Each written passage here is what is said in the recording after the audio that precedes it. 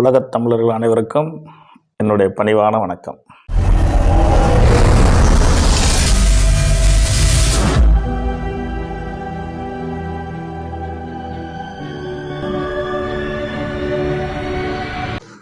உலகத் தமிழர்கள் அனைவருக்கும் என்னுடைய பணிவான வணக்கத்தினை தெரிவித்துக் கொள்கின்றேன். எல்லோரும் எல்லா நலங்களும் பெற்று வாழ அன்னை பராசக்தியிடம் வேண்டிக் கொள்கின்றேன். 2026ஆம் ஆண்டுக்கான புத்தாண்டு நல்வாழ்த்துக்களை, பொங்கல் நல்வாழ்த்துக்களையும் தனுசு ராசி நேயர்களுக்கு தெரிவித்துக் கொள்கின்றேன் மனமகிழ்வோடு. தனுசு ராசி நேயர்களுக்கு 2026ஆம் ஆண்டு எவ்வாறு நவக்கோள்களுடைய நன்மை தீமை இருக்க போகிறது என்பதை பற்றி ஒரு சின்ன குறிப்பு. ஏனென்றால் நான் அடிக்கடி சொல்வேன், ஜனன காலத்தில் இருக்கின்ற தசாபுத்திகள் மட்டுமே ஒரு மனிதனை முழுமையாக இயக்கக்கூடியது. நன்மை அல்லது தீமை இரண்டையுமே.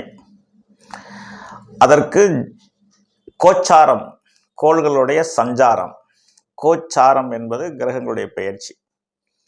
இதில் முக்கியமாக 9 நவகோள்கள் இருந்தாலும் சனி பகவானுடைய பெயர்ச்சி, குரு பெயர்ச்சி, ராகு கேது பெயர்ச்சியை தான் நாம் வழக்கத்தில் எடுத்துகிட்டு வந்துட்டு இருக்கோம். அதில் சந்திரன் என்பது 8ஆம் இடத்துக்கு வரும்போது சந்திராஷ்டம தினம் என்பதை பயந்து ஒவ்வொரு நாளும் பார்த்துட்டு இருக்க மக்கள் உண்டு. அது கோச்சாரத்தில் தினசரி கோள் அவர்.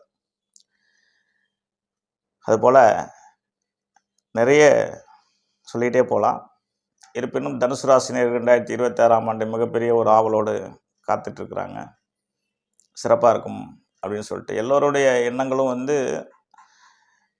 தை பிறந்தால் வழி பிறக்கும், புது ஆண்டு பிறந்தால் நன்மை இருக்கும், சித்திரை பிறந்தால் நல்லா இருக்கும் என்பது எல்லோருடைய பொதுவான கருத்துக்கள் தான். அது மனிதனுடைய எதிர்பார்ப்பு. காலம் தோன்றிய காலம் முதல் இனி கலியுகம் முடியும் காலம் வரை இது வளரதான் போகிறது. இருப்பினும் அந்த ஆண்டு பலன் என்பதெல்லாம் ஒரு வருட கணக்கு தான். அது கணக்கீடு. அது மனித வாழ்க்கைக்கு எந்த வகையிலும் பயன் தராது என்பதில் சந்தேகத்துக்கு இடமே இல்லை.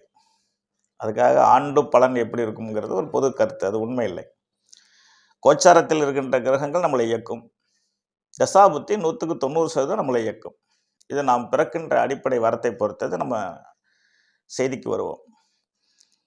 2026ஆம் ஆண்டு மார்ச் 6ஆம் தேதி திருநள்ளாறில் சனி பயிற்சியாக இருக்கிறார்.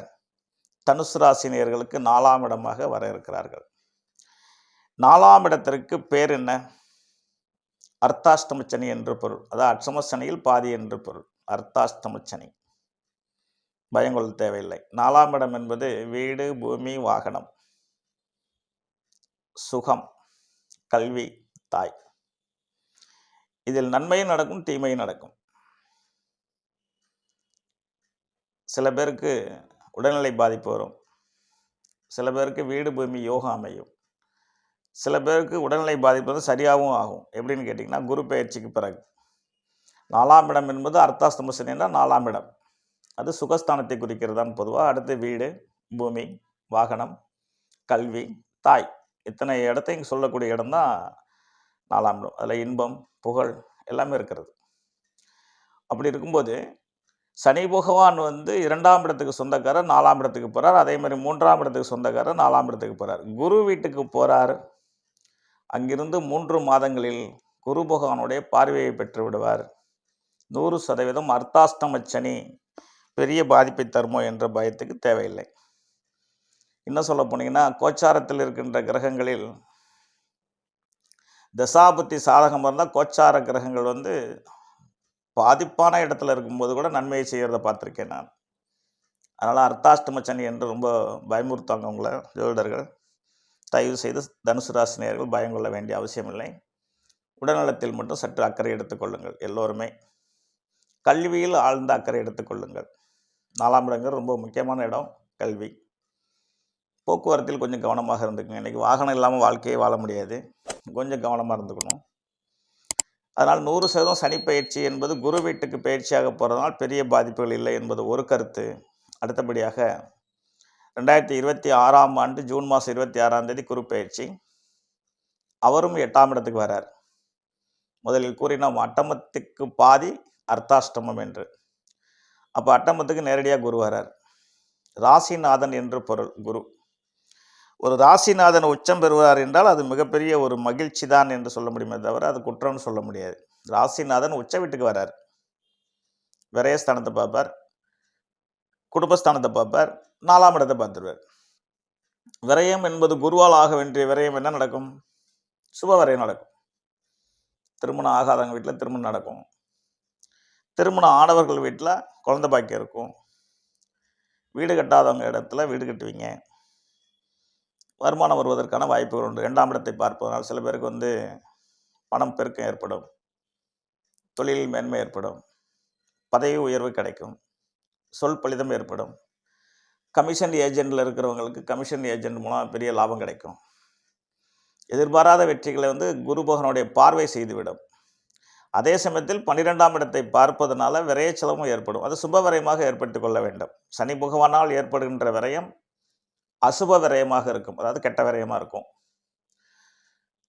சுப விரயம் என்பது குருவால் மட்டுமே சுப விரயம் செய்யப்படும். வீடு, பூமி, வாகனம், அந்த மாதிரி செல்வ சேர்க்கை, தங்கம் வாங்குதல். குரு பகவான் 8ஆம் இடத்துக்கு வந்திருக்கார் அப்படின்னாலும் தங்கத்துக்கு சொந்தக்காரர் குரு தான். அவர் 8ஆம் இடத்துல உச்சம் பெறுவார். தங்கம் விலை ஏறிக்கிட்டு இருக்கு, அது வேற விஷயம். உச்சம் பெற போனாலும் இன்னும் தங்க விலை அதிகமாகுதோ என்னமோங்கிற மாதிரி ஒரு பயம் இருக்கிறது. அதை இயற்கையோட சூட்சும உலக நாடுகளுடைய பொருளாதார விஷயத்தை பொறுத்து அது நம்ம தனிப்பட்ட முறையில் பேச முடியாது. இருந்தாலும் தங்க விலை உயரதான் கூடும். ஏன்னா குரு 8ஆம் இடத்துக்கு உச்சம் பெறுவார். தங்கத்தின் நாயகன் குரு. வெள்ளியின் நாயகன் சுக்கிரன். அவர் மாத கோள்களாக சுற்றி வர அவரை யாரும் பேசுகிறதே கிடையாது. சுக்கிரனை பற்றி யாரும் பேசுறது கிடையாது. ஆகவே குரு பெயர்ச்சி என்பது 8ஆம் இடம் என்பது போக்குவரத்தில் கொஞ்சம் கவனம் செலுத்தி கொள்ள வேண்டும். மற்றபடி பெரிய பாதிப்புகள் எதுவும் ஏற்படுத்தாது. விரயஸ்தானம் அது சுப விரயம். 2ஆம் இடம் வருமானஸ்தானம். 4ஆம் இடம் வீடு, பூமி, வாகனம். இதனால் 100% சனி பெயர்ச்சி நன்மையை தரும், குரு பயிற்சியும் நன்மையைத்தான் தரும். ஏன்னா உங்களுக்கு தான் அர்த்தாஷ்டமம் அப்படின்னும் 8ஆம் இடம் என்னும் பயமுறுத்துவாங்க ஜோசியர்கள். தயவு செஞ்சு பயப்பட வேண்டாம். மேலும் நீங்கள் கோச்சாரத்தில் இருக்கிற கிரகத்துக்கு பற்றி கவலைப்படவே வேண்டாம். தசாபத்தி சாதகமாக இருக்கும் பட்சத்தில் நீங்கள் கொஞ்சம் கூட யோசிக்க வேண்டாம். அதை ஒரு ஜோதிடரிடம் அணுகி உங்களுடைய தசாபத்தி சாதகமாக இருந்தால் அதற்கான சூழ்நிலை உருவாக்கி கொள்ள வேண்டும். பாதகமாக இருந்தால் இறை பக்தியை நாட வேண்டும். நீங்களாம் முருகனை அதிகமாக நேசிக்க வேண்டும். குலதெய்வத்தை அதிகம் வணங்க வேண்டும். குரு பகவான் என்றால் முருகன் தானே. திருச்செந்தூர் முருகனை போய் பாருங்கள், உங்களுக்கு எந்த குறையுமே வராது. குலதெய்வத்தை வணங்குங்க, நிச்சயமாக எந்த குறையும் வராது. குரு என்றால் சிவன் என்று பொருள் வேறு. திருவண்ணாமலை போங்க, கிரிவலம் போயிட்டு வாங்க, எந்த குறைபாடும் உங்களுக்கு வராது. ஏன்னா 8ஆம் இடங்கிறது கெட்ட இடம் தான், அது இல்லைன்னு சொல்ல முடியாது.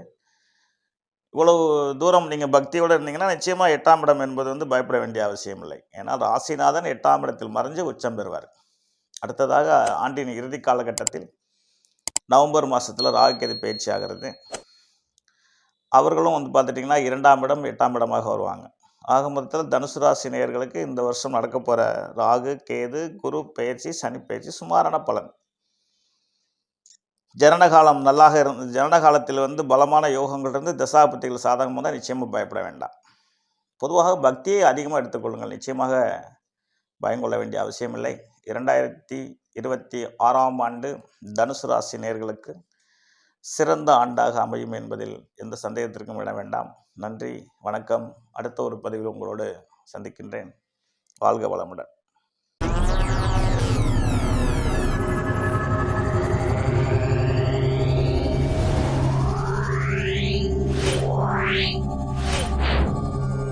Yeah.